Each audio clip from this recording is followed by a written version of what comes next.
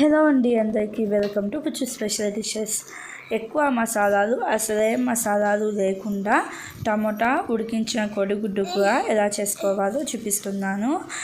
మసాలాలు ఏమి లేకుండా సింపుల్గా చేసుకోవచ్చు. ఎలా చేసుకోవాలో చూపిస్తాను. ముందుగా స్టవ్ ఆన్ చేసుకొని కడాయి పెట్టుకొని ఒక 2 టేబుల్ స్పూన్ల దాకా నూనె వేసుకోండి. ఇక్కడ కడాయిలో నేను ఆల్రెడీ సన్నగా కట్ చేసిన ఒక పెద్ద సైజు ఉల్లిపాయ తీసుకున్నాను. అలాగే ఒక 4-5 బాగా పండిన టమోటాలు మీడియం సైజ్వి ఇలాగ మీడియం సైజ్గా కట్ చేసుకొని దానిలోనే ఒక 4-5 పచ్చిమిర్చిని వేసుకోండి. ఈ కూరకి మనం రెడ్ కారం వేయము, అందుకని పచ్చిమిర్చి ఎక్కువ వేసుకోండి. ఇప్పుడు నూనెలో 2 లవంగాలు వేసుకొని సన్నగా కట్ చేసి పెట్టుకున్న ఉల్లిపాయలు, టమోటా అలాగే పచ్చిమిర్చి వేయండి. అన్నీ ఒకేసారి వేసుకోండి. ఇలాగ టమోటా, ఉల్లిపాయలు, పచ్చిమిర్చి వేసేసి దానిలోనే సాల్ట్ ఒక 1/2 టీ స్పూన్ దాకా వేసుకోండి. తర్వాత చూసుకొని వేసుకోవచ్చు. అలాగే పసుపు కూడా ఒక 1/2 టీ స్పూన్ దాకా వేసుకొని రెడ్ చిల్లీ కారం ఒక 1/2 టీ స్పూన్ దాకా వేసుకోండి. దీనికి పచ్చిమిర్చి ఎక్కువ వేసుకోండి, కారం తక్కువ వేసుకోండి. అప్పుడే టేస్ట్ అనేది బాగుండిద్ది. కారం వేసి ఒకసారి బాగా కలుపుకొని పైన మూత పెట్టేసి లో ఫ్లేమ్లో ఒక 4-5 నిమిషాల పాటు ఉడికించుకోండి.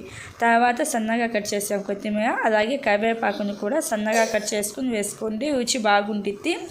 కొత్తిమీర, కరివేపాకు వేసి ఒకసారి బాగా కలుపుకొని మళ్ళీ పైన మూత పెట్టేసి మీడియం ఫ్లేమ్లో ఆయిల్ కొంచెం సపరేట్ అయ్యి టమోటాలు, ఉల్లిపాయలు కొంచెం మెత్తపడేదాకా ఉడికించుకోవాలి.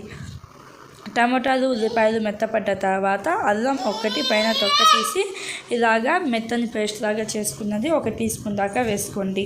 అల్లం పచ్చి వాసన పోయేదాకా ఒక 2-3 నిమిషాల పాటు ఉడికించుకోండి.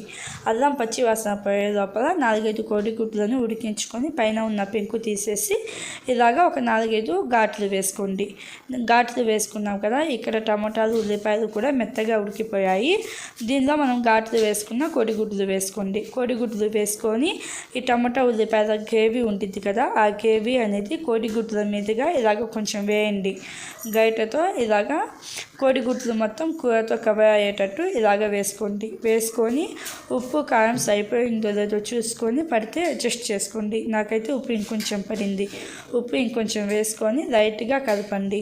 ఇలాగా ఇంకొకసారి లైట్గా కలుపుకొని పైన మూత పెట్టేసి లో ఫ్లేమ్లో ఒక 2-3 నిమిషాల పాటు ఉడికించుకోండి. 2-3 నిమిషాలకి లైట్గా ఆయిల్ సపరేట్ అవుతుంది. అప్పుడు సన్నగా కట్ చేసిన కొత్తిమీర వేసేసి ఒకసారి బాగా కలుపుకొని మంట ఆఫ్ చేసుకోవాలి. అంతే అండి, చాలా ఈజీగా సింపుల్గా కోడిగుడ్డు టమాటా కూర అయితే రెడీ అయిపోయింది. రుచి అయితే చాలా బాగుండిద్ది. తప్పకుండా ట్రై చేయండి. Thank you, bye bye.